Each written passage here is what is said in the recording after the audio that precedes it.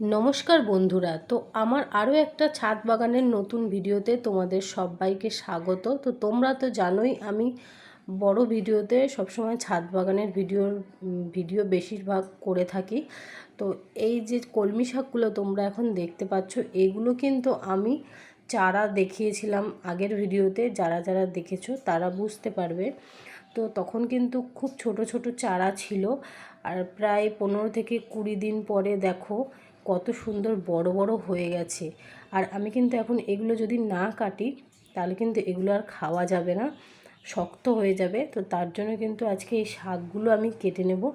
শুধু কলমি শাক কিন্তু নয়, পাশে কিন্তু অনেক পুঁই শাকও হয়েছে, তোমরা অবশ্যই দেখতে পাচ্ছ। কিন্তু পুঁই শাক আজকে কাটবো না, একবারে দুটো শাক খেতে নেই, তো তার জন্য পুঁই শাক কিন্তু আমি পরে কাটবো। আগে আমি এখন কলমি শাকগুলো কেটে নিচ্ছি। আর প্রত্যেক দিনের মতো আজকেও বলবো, আমার এই ছাদ বাগানের ভিডিওগুলো তোমাদের কেমন লাগে অবশ্যই কিন্তু কমেন্টের মাধ্যমে জানিও। আর আমি কিন্তু বাজারের শাকের থেকে এরকম টাটকা শাক তুলে খেতে বেশি পছন্দ করি। তার জন্য কিন্তু আমার সব রকম শাকই লাগানো আছে। আর আমি কিন্তু রিসেন্ট কচু, যে ছোট ছোট গাঁটি কচু হয়, ওগুলো কিন্তু লাগিয়েছি। তো ওইগুলো গাছ হয়েছে, সেটা কিন্তু আমি তোমাদের সঙ্গে পরের ভিডিওতে অবশ্যই শেয়ার করব।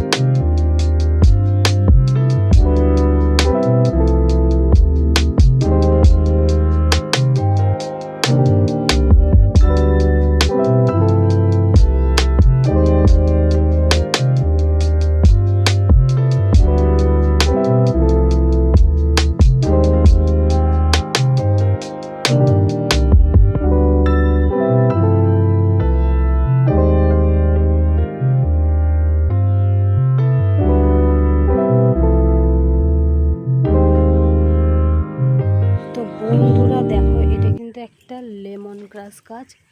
এই যে লেমন গ্রাস গাছ কিন্তু এখানে আছে। এই যে গোড়া থেকে আরও চারা বার করার জন্য কিন্তু গাছগুলো বার করা হচ্ছে। এই যে গাছটা দেখো কত সুন্দর বড় হয়ে আছে। তো এই যে এখান থেকে কিন্তু তোলা হচ্ছে, লেমন গ্রাস থেকে কিন্তু আরও চারা বার করা হবে। এই যে এটাতে শিকড় আছে এটাতে। এগুলো কিন্তু চায়ের সঙ্গে দিয়ে খেতে পারো, গন্ধগুলো কিন্তু খুব দারুণ লাগে। এই যে, তো এগুলো কিন্তু আমি চারা বানাবো। তো এই দেখো লেমন গ্রাস গাছ, তো এগুলো আমি চারা বার করব বলে নিয়ে যাচ্ছি। এটা কিন্তু যারা লাল চা খায় তার মধ্যে একটুখানি করে দিলে কিন্তু সেন্টটা হেব্বি সুন্দর আসে। তো তোমরা কিন্তু অবশ্যই এরকম কিছু গাছ লাগিয়ে রাখতে পারো।